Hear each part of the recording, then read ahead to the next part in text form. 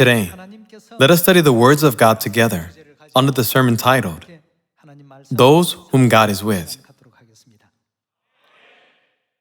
God is always with us.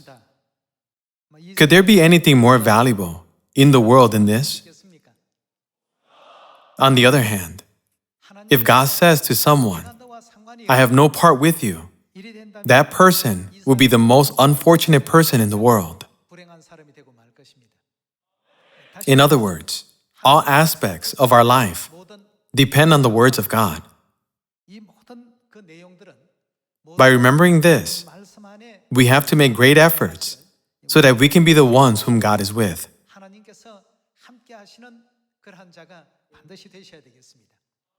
Long ago, Jacob, who is one of the forefathers of faith, had to run away to his uncle's house because of the wrath of his older brother Esau.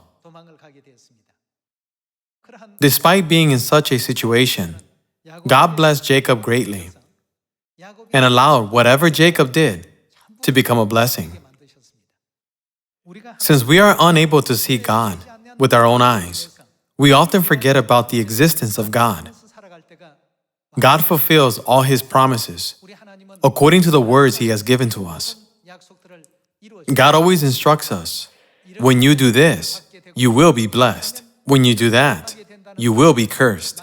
We must act in accordance with the very instructions that we have received from God. God clearly taught us that He will never fail to fulfill His promise once He has made it. Let us read the book of Hebrews, chapter 6, verse 17. Because God wanted to make the unchanging nature of His purpose very clear to the heirs of what was promised. How did He confirm it? He confirmed it with an oath. In other words, there's not even one example throughout the entire Bible where God had broken a promise that He had made. How did He confirm and guarantee that what He had promised would be fulfilled? 100% without fail. Even for something to be guaranteed on this earth, people have to write out a contract and have it certified in order for it to be put into effect. God, however, gave us the best and most perfect guarantee above any other guarantee that can be made by certifying it with an oath. God gave us His word. Whatever I promise, I will carry it out and fulfill it according to my word without fail. Then, how can anyone enter heaven or be able to receive salvation without having any part with God? Let us all get closer to God so that we can always be with God. God taught us every single way that we can be blessed through. But sometimes, there are people who want to receive God's blessings without doing the work required to receive them. They say they want to receive blessings, but they don't have any intentions of getting closer to God. God made a promise with us, saying, when you do this or that, I will give you many blessings. As we all just read in Hebrews chapter 6, verse 17, God said that He would never change His promise, and He even confirmed it with an oath. God declared His holy will, that His promises are absolute and will surely be fulfilled. And He opened the way for all mankind to receive His blessings. Yet, there are still people who do not like partaking in the work by which they can receive blessings, even though they say they want to receive God's blessings. Are we supposed to do that?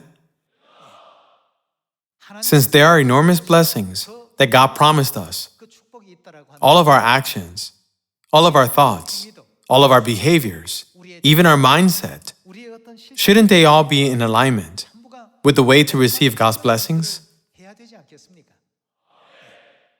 Thus, we must always stay close to God, stand by God's side, and always go towards God. We must absolutely have these characteristics in us. There are people who want to go to heaven, but do not want to do the things that lead them to heaven. There are people who want to receive God's blessing, but do not like to do the things necessary to receive those blessings. There are people who want to receive high positions in the kingdom of heaven, but do not like to follow God's will that guarantees the high positions through our obedience. What does the Bible say about the faith of these kinds of people? When we read the book of James chapter 2, it says, the faith not accompanied by action is what kind of faith? It is dead. This is God's sure promise. The eternal kingdom of heaven is drawing near. If we believe in the enormous blessings that God has prepared for us, we should do the work which will enable us to receive those blessings by absolutely believing in His promise. By this, I would like to conclude today's sermon. Thank you very much.